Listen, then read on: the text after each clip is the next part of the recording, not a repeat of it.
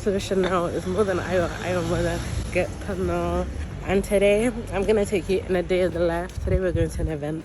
We're going to She Who Builds by Victoria Zubike. And I'm mad excited for this one. Like, what?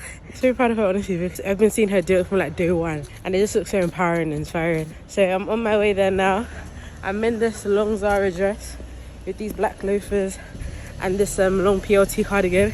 I thought I might, class it up, make it a bit bougie, you know what I mean? I guess let me lay out my expectations, innit? I want to meet new people, meet like-minded people, build really good connections, and then also to learn a lot as well, and to be able to share some value to you guys as well. Yeah, I think just meet great people, learn a lot, and share the value. And by God's grace as much as well, because this wasn't free. But yeah, alright, on our way, let's go.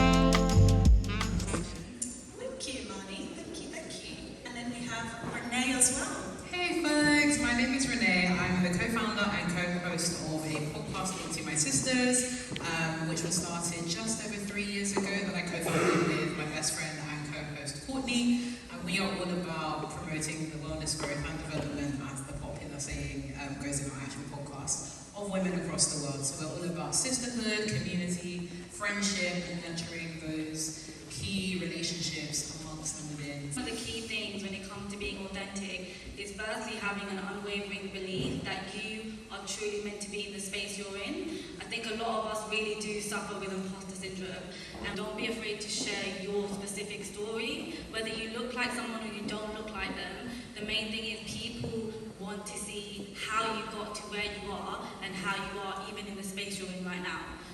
So my key recipe would be just always believe that you're meant to be in that space, and if you haven't got that space there for you, you create that space.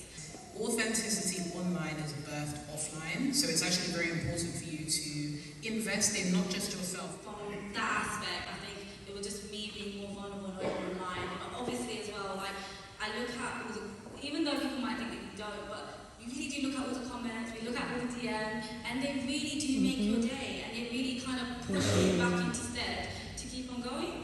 So they are like key things of like how I like built my community, and honestly, sometimes like if I go to an event and someone says to me like, I think it was 2 months ago I went to an event and the girl was just saying like, this is your first Ramadan without your dad, how are you feeling? And I was thinking, how does she even remember that? Like, and I just met her, and that's what I'm trying to say, where like you genuinely can create a lot of impact by simply just being that 1% open on things as a side hustle. I invest a lot of time in the content I create, so I do take time just to sometimes just go on my social media, go on the reel, see what's trending, see what's like. For me, a big part of how I stay ahead of the game is my little sisters. They are in their like very early 20s, and they stay on TikTok and they stay on like YouTube and stuff like that. So when things break, I mean, the group chat is already popping off like Renee. The first thing I would say, like going back to my key tip about being adaptable, if you are posting content and let's say one of them really does go well and it actually goes viral, or you can see some people commenting, you're going to see that's what they like to see, and you want to make sure that not only are you commenting back and you're engaging back with them, but you want to see, okay, this is what is going popular, this is what is trending for me, let me build more of that. And also being able to, this sounds really, really nasty guys, but like I only spoke on my story with my face showing and talking when I hit 10k, and I don't know why I thought that I needed to hit a certain number for someone to hear me. Another word that comes to mind for me is sequencing, right? So the intense period will come first, and then you will have a bit more flexibility and time, and you'll be able to, spend more time doing the things that you enjoy once you have invested in the beginning stages. The birthing stage is always hard. You always have to go through, there's going to be pain, but eventually when the kid is born, then there's different systems, different things that you need to put in place to make sure that you're taking care of yourself. And then lastly, I would say, making sure that you do have non-negotiables and things that you actually enjoy outside of work. I was definitely the kind of person that growing up, my work really defined me. Like I was that kid that was like, oh yeah, the A's and the A stars, but can I get 100%? Or, I was definitely a perfectionist. I was prone to those kind of things. Finding things that bring me joy outside of my work gave me enough energy to do the best in my work.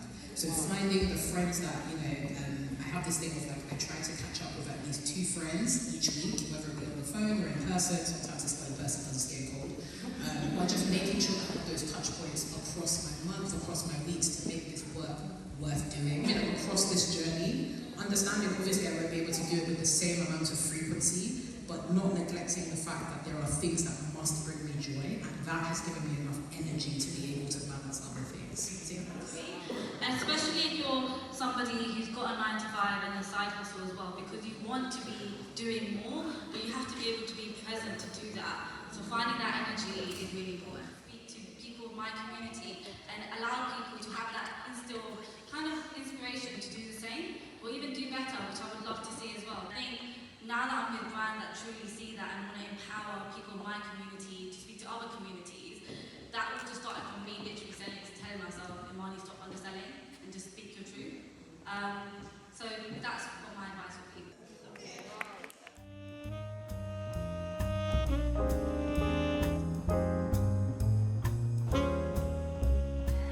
And I have been working at ASOS and I know consumer behaviour, and I knew I had to act fast. If I was to order these jackets and get them 5 weeks later and start selling them then, I wouldn't have as many people waiting. Yeah. But people wanted to buy now, and that's where the pre-order model sort of come into it.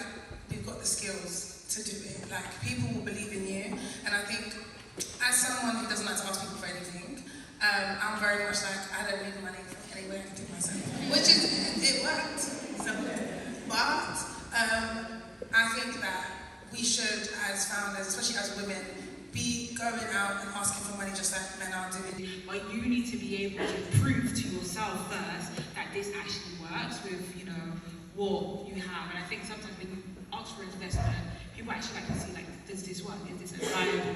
So I think that's really important to do. It's not easy, but I'm in the process of doing it now. So.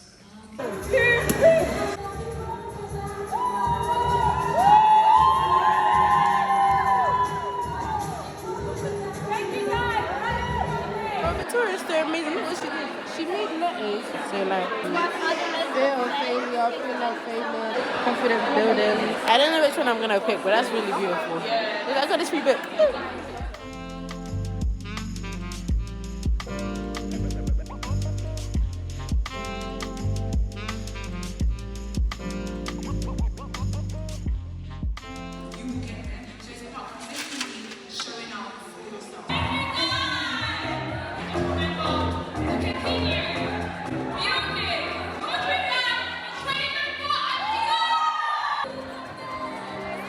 Hey guys, G-Reveals. I'm so proud of my girls who came up to show. Have you asked me, do I want to be involved? Of course I want to be in the vlog. Thank you guys for coming.